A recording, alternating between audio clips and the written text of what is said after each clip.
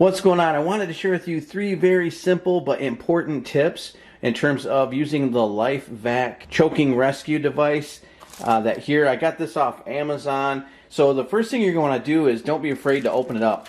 These come in this outer covering, this outer plastic, but inside there's this Ziploc type bag so you can keep everything in it. And then you'll notice you have a few different masks. So first and foremost, make sure that all your masks are present. You have a smaller one for little people, infants, and then little children, and then you have an adult-sized mask, and then you have a practice mask. And so even though you open this stuff, leave these in these bags so that they stay clean and they are protected so that this softer material doesn't get dried out or anything like that, and it's going to make a good seal. But you have this practice mask, and then you have the pump device, and then just visually inspect to make sure there's no cracks or damage to it, and then that it appears to be working. And then of course you can try it out and practice with that, and then you have the instructions right here. And so what I would advise for step 1 is do this and include other people in your household so that they too know how this stuff works, because if it's only you and you're the one that needs the help, that's not going to do very good.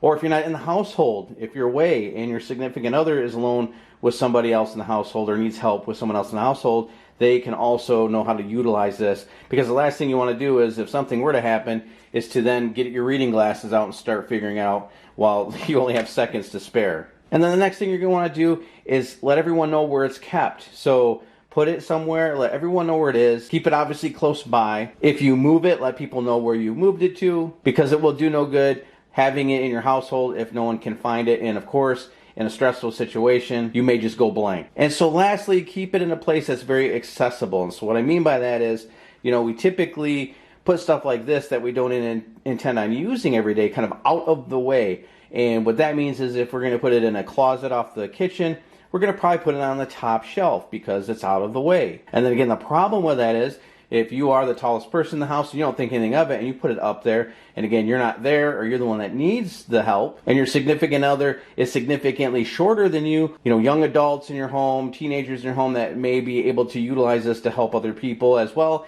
and they can't reach it, now they have to go get a chair, they have to get another means to go get this device. And so again, time is of the essence obviously during those situations.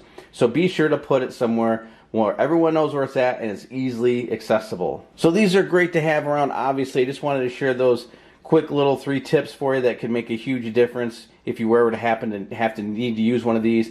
And so with that, I'm going to wrap this up. Thanks for watching.